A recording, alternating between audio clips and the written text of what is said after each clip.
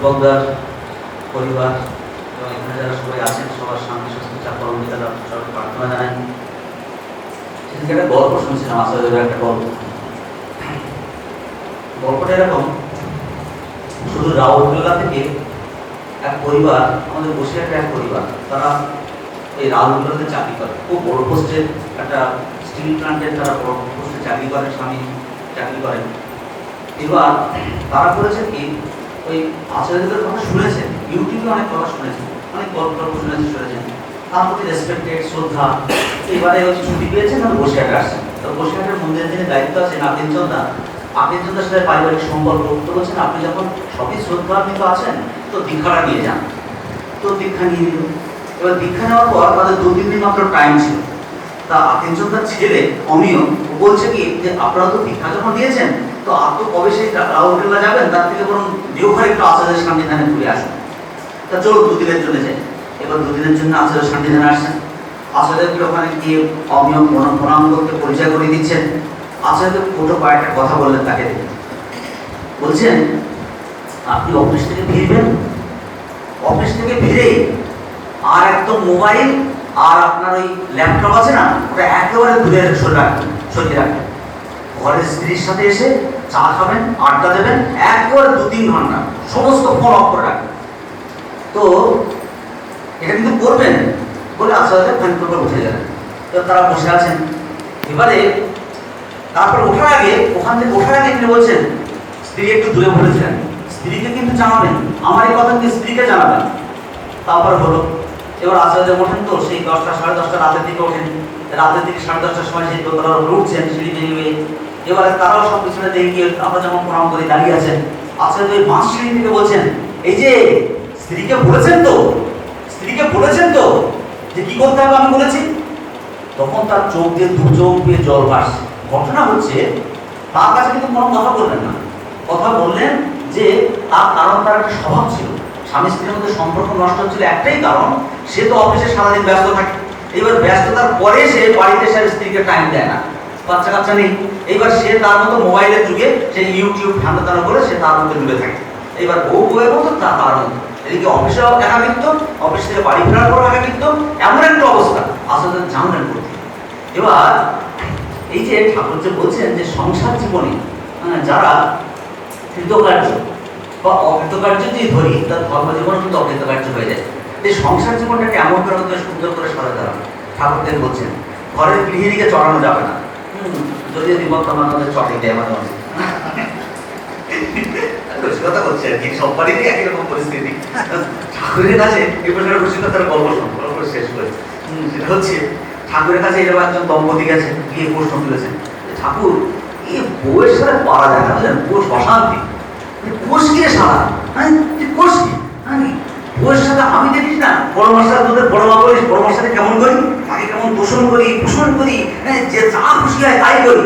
শোন, দরকার হলে না, দরকার হলে কি করবি জানিস, আরে আমি বলে করতাম কি, তোর বড় মতো কথা শোনে আর তোর প্রতিদিন কথা না শোনে, রান্নাঘরে যাবি, রান্নাঘরে দরকার হলে গরম হয়ে যাচ্ছে তো, তোর বউ আসলে গরম হয়ে যায়, ওর ফ্যান চালিয়ে ফ্যান করে পারিয়ে দিবি, ফ্যান করে দিবি, রান্নাঘরটা ফ্যান লাগিয়ে দিবি।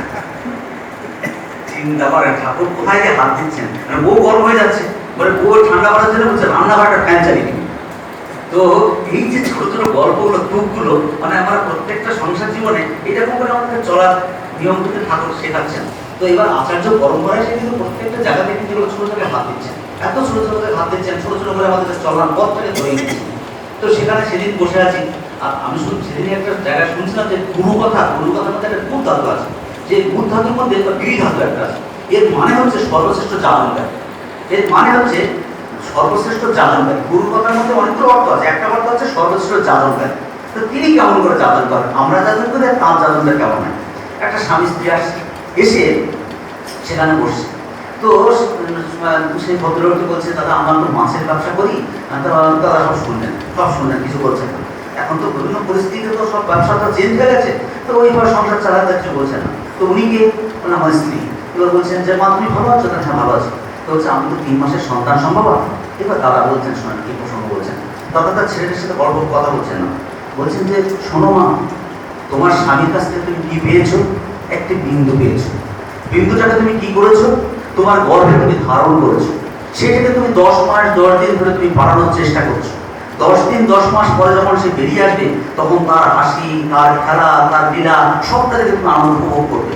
এই যে পালন করছো, পোষণ করছো, বর্ধন করছো, যাকে পালন করা যায়, যাকে পোষণ করা যায়, যাকে বর্ধনা করা যায়, তাকে কি মেরে ফেলা যায়? স্বামীকে প্রয়োজনে আপাতত করছে করুন, তিনি কিন্তু ডাইরেক্ট নিরামিষ খাওয়ার কথা বলছেন না, তিনি তার প্রফেশন ওইটাই বলছেন, আপাতত করছে করুন, কিন্তু সুযোগ সুবিধা মতো স্বামীর প্রফেশনটাকে ত্যাগ করুন। যাকে, যে মাছটাকে আমি পরিপালন করি, যাকে ভালোবাসি, তাকে কেমন করে আমি মানব, কেমন করে আমি খাবো, এই যে তিনি শিক্ষা দিচ্ছেন। একজনকে দিয়ে ছোট্ট জায়গা থেকে কোথায় উপরে লেগে চলে বলছেন, আর তার সাথে তিনি বলছেন সংসারে অভাব আসতে পারে, তুমি কিন্তু স্বামীর কাছে বেশি কিছু চেয়েও না, এমন ভাবে চলো। এই যে ছোট ছোট টুক এমন ভাবে বলছেন, মনের চঞ্চলতা, একটা মাস সামনে খুব চঞ্চল চঞ্চল প্রচন্ড চঞ্চল, তো চঞ্চল মন, চঞ্চল মনের তো সমস্যা। তখন তিনি বলছেন, মা শোনো, চঞ্চল মন ভালো না স্থবির মন ভালো? আমরা তো নর্মাল ভাবে ভাবি যে স্থবির মনে অশান্ত মন সবচেয়ে ভালো। দাদা বলছেন, না না না, চঞ্চল মনই ভালো। বলছেন, কেন ভালো? বলছেন, শোনো, নদী যে চঞ্চল, তাই সে নদী, সে সমুদ্রে যায়, আন্ডারগ্রাউন্ড কারেন্ট থাকে। নদীতে যে বাঁধ দিয়ে যাও কি হয়, পুকুর হয়ে যায়। পুকুরটা কি হয়, পচা পানা জন্মায়, পা দিলে কর্দমাক্ত, ওই জল খাওয়া যায় না। তাহলে নদীর জল যদি চঞ্চল থাকে, তাহলে আমরা খেতে পারি, তাকে উপভোগ করতে পারি। কিন্তু এর মধ্যে দুটো কথা আছে। কথার মধ্যে কি আছে? নদী তখনই সার্থকতা অবলম্বন করে যখন সে সমুদ্র পায়। তাই আমাদের চঞ্চল মনের একটা সার্থকতা থাকে যখন আমি আমার সামনে আদর্শ থাকি।